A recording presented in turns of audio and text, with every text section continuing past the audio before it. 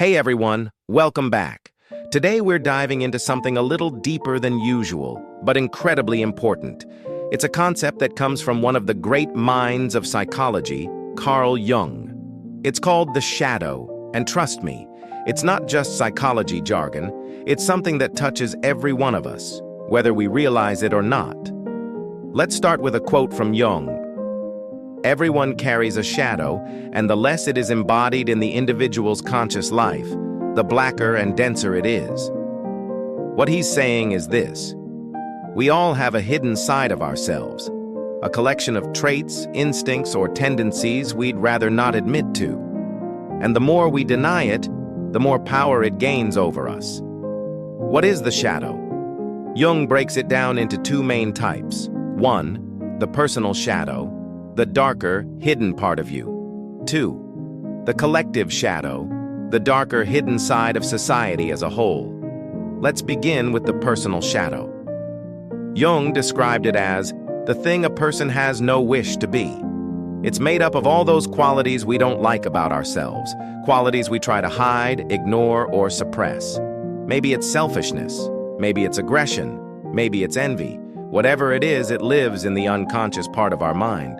But here's the kicker: just because it's hidden doesn't mean it's inactive. In fact, the more we repress it, the more it leaks out when we're least expecting it. Ever found yourself snapping at someone during a normal conversation, or blurting out something cruel when you're drunk or tired? That's the shadow speaking. That's the part of you that's not under conscious control. And what makes it even trickier is projection. When we refuse to accept our own shadow, we often see it in other people instead. For example, if you think being assertive is rude or selfish, you might find yourself judging assertive people harshly. But deep down, you might actually need a little bit of that assertiveness in your life. Getting to know your shadow. Now here's some good news. It is possible to get familiar with your shadow.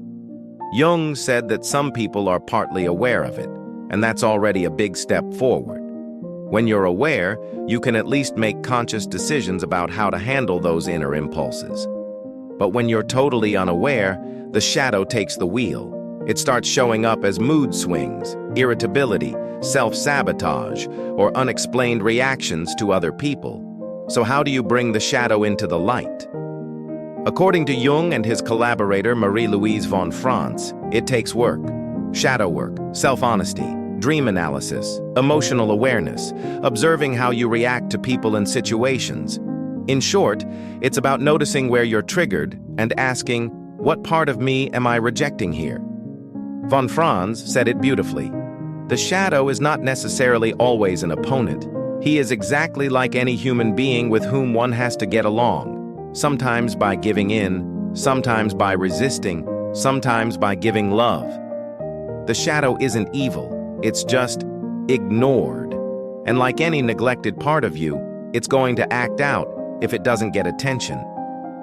The positive side of the shadow. Here's something people don't talk about enough.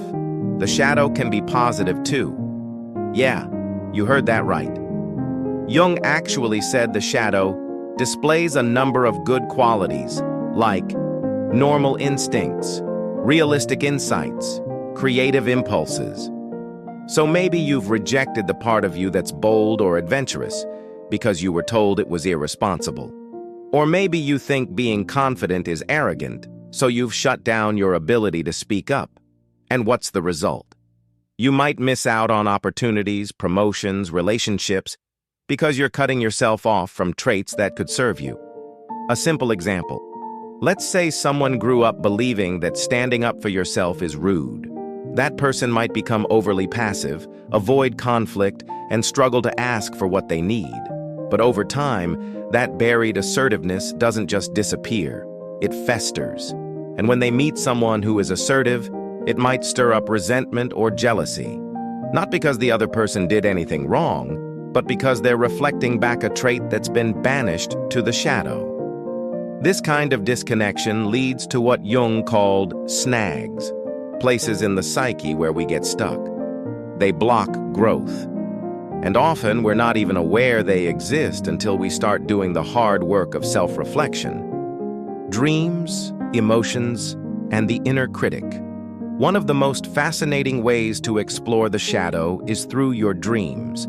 Jung believed that your shadow often shows up as a person of the same sex in your dreams, kind of like a version of yourself you'd rather not meet. And when that person shows up, it's usually not flattering. They might criticize you, judge you, call you out.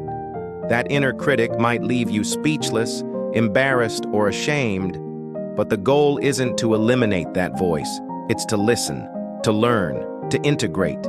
Because every time you become aware of a shadow trait and accept that it's part of you, you take back control. You gain insight, you get stronger, and most importantly, you become more whole.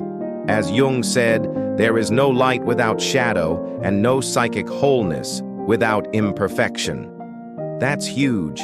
Jung isn't asking us to be perfect. He's asking us to be complete, to embrace all the parts of ourselves, even the ones we're not proud of. That's the core of a process he called individuation, the journey of becoming your true, authentic self. It's not about being flawless. It's about being real, being balanced, learning how to live with your contradictions instead of denying them. And yeah, it's not easy. Shadow work is messy, emotional, and uncomfortable. But it's also one of the most transformative paths you can take. Let me know when you're ready for part 2, where we'll dive into the collective shadow, how society hides its own darkness, and what that means for us individually and together. Welcome back. In part 1, we explored the idea of the personal shadow, how every one of us carries a hidden side, and how becoming aware of that side helps us grow into our most authentic selves. But here's the thing. Our shadows aren't just personal. There's also something much bigger at play. Welcome to the concept of the collective shadow. What is the collective shadow? If the personal shadow is made up of your own suppressed traits and impulses, the collective shadow is made up of the darker, hidden aspects of entire societies and cultures. It's what happens when a whole community, or even a whole civilization, refuses to look at its own dark side. Think of it this way. When enough people in a culture deny certain traits, values, or truths, those suppressed elements don't just disappear. They get pushed underground, into the unconscious layer of society. And eventually, they bubble up, often in destructive ways.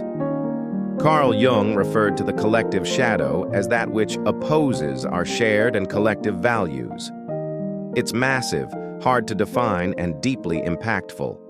Sometimes it shows up in horrifying ways, wars, genocides, systemic oppression. But sometimes it hides behind more polished facades. How the collective shadow shows up. So where do we see the collective shadow in real life? Honestly, everywhere. In violence and oppression that gets rationalized or normalized. In the denial of suffering when we ignore the pain of others because it makes us uncomfortable. In prejudice, racism, sexism, and inequality that persists under the surface of polite society. In historical atrocities that never fully get acknowledged or addressed. But the collective shadow isn't always obvious. Sometimes it's wrapped in good intentions. Think of forced assimilation programs that wiped out native languages and traditions, often justified as civilizing missions. On the outside, they looked like progress. But under the surface, they were devastating acts of cultural erasure. This is what makes the collective shadow so dangerous. It can hide in plain sight. Jung warned that the collective shadow is especially likely to grow when society refuses to take responsibility. That includes not just governments and institutions, but individuals like you and me. When we say things like, "That's just the way it is," or "That's not my problem," we're helping keep the shadow in the dark. And as with the personal shadow, denial only makes it stronger. The collective shadow within us now. Here's where it gets even deeper. The collective shadow isn't just out there, in history books or on the news. It's also inside of us. That hatred toward your own background? That shame about your culture? That feeling of being stuck or powerless? Those could be signs that you're carrying a piece of the collective shadow. We inherit it from generations before us, through beliefs, behaviors, trauma, silence. You might be holding emotional patterns that aren't even yours. That's how deep this runs. Marie-Louise von Franz, Jung's close collaborator, said, "The shadow becomes hostile only when it is ignored or misunderstood." This applies to society too. If we ignore the suffering in our collective history, it festers. It shows up in ways we can't always explain, like widespread anxiety, depression, hopelessness, and even violence. Dealing with the collective shadow. So, what do we do with all this? Is there even a way to confront something so huge? Jung believed there was, and it starts with truth. Truth-telling is one of the most powerful ways to confront the collective shadow. That means remembering what happened, speaking openly even when it's uncomfortable, listening deeply to those whose voices have been ignored, taking real responsibility. And yes, that process can be painful. Facing collective trauma, whether it's war, colonialism, racism, genocide, isn't something that gets resolved overnight. But ignoring it is far worse. When we push the past aside just to move on, we leave the wound unhealed. The shadow just gets darker. Throughout history, there have been attempts to face the collective shadow. Apologies, reparations, pilgrimages to sites of suffering, education programs, public memorials. These are all important, but only when they're done with sincerity and depth. Real integration of the shadow doesn't come from politics or PR campaigns. It comes from honest reflection and courageous dialogue at a collective level. A chilling example: Nazi Germany. One of the clearest examples of the collective shadow overtaking an entire society is Nazi Germany. People who might have lived normal moral lives under different circumstances became part of something unimaginably evil. Why? Because their personal shadows were never integrated. And when the collective shadow took over, they got swept up in it, believing they were doing the right thing, even as they committed atrocities. This is why it's so important to work on your individual shadow first. If you don't know your own darkness, you're more likely to become a pawn of someone else's. Jung put it this way: "One must know relentlessly how much good he can do and what crimes he is capable of. That self-knowledge is the armor that keeps you from unconsciously contributing to the horrors of the collective shadow." The ripple effect of responsibility. Here's something powerful to consider. When you take responsibility for your shadow, you help lift the burden from others. The courage to face your darkness creates a ripple effect. It makes space for other people to do the same. When you model radical honesty and emotional maturity, you invite others to grow. And that's how collective healing begins, not through blame or shame, but through shared responsibility. Even modern thinkers and spiritual teachers like Thich Nhat Hanh have echoed this idea. He said, "If we practice mindfulness, we will know how to look deeply into the nature of war and, with our insight, wake people up so that together we can avoid repeating the same horrors again and again." The war isn't just in the world, it's in us. But that also means peace is in us too. All right, welcome back to the final part of this deep dive into Carl Jung's concept of the shadow. So far, we've talked about the personal shadow, that hidden side of ourselves we'd rather not face, and the collective shadow, the dark underbelly of society that we all participate in, often unconsciously. Now let's get into the real work. What is shadow work? Shadow work is the ongoing process of becoming aware of, understanding, and integrating your shadow. Jung called it the realization of the shadow, and he wasn't sugarcoating it. This isn't a weekend workshop or a self-help checklist. It's a slow, sometimes painful, but ultimately liberating process of self-education. Why do it? Because the more you integrate your shadow, the more whole and authentic you become. You stop being at the mercy of emotional outbursts, impulsive behavior, and unconscious projections. You get to own your power and your pain, and use both constructively. So how do you actually start? Let's break it down into a few key practices. 1. Watch your emotional reactions. Start by noticing what triggers you. What kinds of people, situations, or comments make you disproportionately angry, jealous, insecure, or uncomfortable? Those emotional spikes are clues. They often point directly to something unresolved within you, something you've pushed into the shadow. For example, if someone else's confidence bothers you, ask yourself, why? Could it be that you've disowned your own confidence because you were taught it was arrogant or too much? If so, that's a piece of your shadow trying to get your attention. 2. Be radically honest. Shadow work is all about self-honesty. That means dropping the excuses and justifications and really asking, what am I afraid of admitting to myself? It's tough. It takes courage, but it's worth it. Being honest about your flaws doesn't make you a bad person. It makes you a self-aware one, and it gives you the chance to choose your behavior rather than being ruled by hidden forces. 3. Explore your dreams. According to Jung, your dreams are full of shadow content. The shadow often appears as a figure of the same sex as the dreamer, a kind of inner double who reflects your repressed qualities. When you dream of being criticized, chased, or challenged by someone in your dream, don't dismiss it. Ask yourself, what part of me is this figure representing? What are they trying to tell me about myself? Writing down your dreams and reflecting on the symbols can offer insights that your waking mind might resist. 4. Look at your projections. A big part of shadow work is noticing when you're projecting. That's when you attribute something to someone else that actually belongs to you. For example, maybe you label someone manipulative because deep down, you're afraid of your own capacity to influence others. Or maybe you do manipulate but won't admit it to yourself.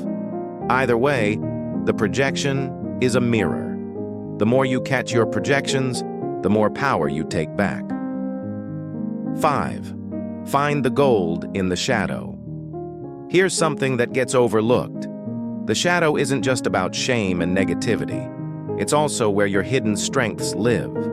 Qualities like confidence, creativity, assertiveness, sensuality, playfulness, all of these can end up in the shadow if they weren't accepted in your family, culture, or environment. Reclaiming them can be just as transformative as confronting your darker impulses. This is what Jung meant when he said, the shadow contains, besides the personal shadow, the collective shadow, and it displays a number of good qualities, such as normal instincts, appropriate reactions, realistic insights, creative impulses, etc. So, shadow work isn't just about damage control. It's about unlocking your full potential. Why shadow work matters, not just for you. Here's the bigger picture. When you do shadow work, you're not just healing yourself. You're also reducing the risk of projecting your unresolved issues onto others, whether that's your partner, your coworkers, your community, or society at large. When you face your own darkness, you're less likely to fall for the darkness of the collective shadow. You become more immune to fear-mongering, hatred, and mass hysteria. You're less likely to get swept up in toxic ideologies. You're more grounded, more compassionate, more conscious. And this work has ripple effects. If more people took responsibility for their inner world, we'd live in a very different outer world. That's not just idealism, it's psychology. The shadow thrives in silence and secrecy. Shine a light on it, and it begins to lose its grip. The long road of individuation.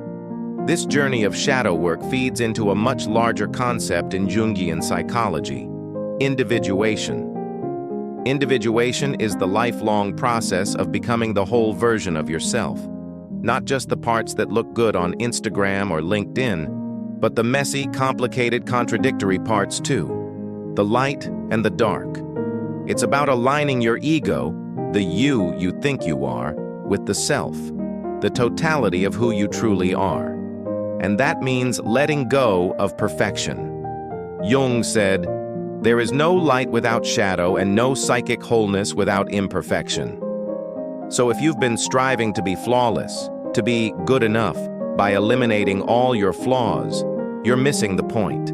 The goal isn't to be perfect. The goal is to be whole, to know your light and your dark, and to walk through the world with both eyes open. Wrapping up, why this work matters now. We're living in a time where people are being pushed to the edge, personally, socially, politically. And that means the shadow is showing up everywhere. In online outrage, in public shaming, in denial, in anxiety, in violence. If we want to avoid repeating the horrors of history, wars, oppression, divisions, we have to look within. As Thich Nhat Hanh said, "The war is in us, but it is also in everyone." Everything is ready to explode, and we are all co-responsible. But we're also all capable of change, of truth, of healing. By doing our inner work, we change the world from the inside out. So if this video has sparked something in you, something curious, maybe even a little uncomfortable, that's a good sign. That's the shadow saying, "Hey, are you ready to talk?" And if you are, welcome to the journey. Thanks for watching. If you found this helpful or eye-opening, you can support the channel by liking, commenting, or sharing it. And if you want to go even deeper, check out the Patreon where we explore topics like this with more tools and guided prompts. Until next time, stay honest, stay curious, and stay whole.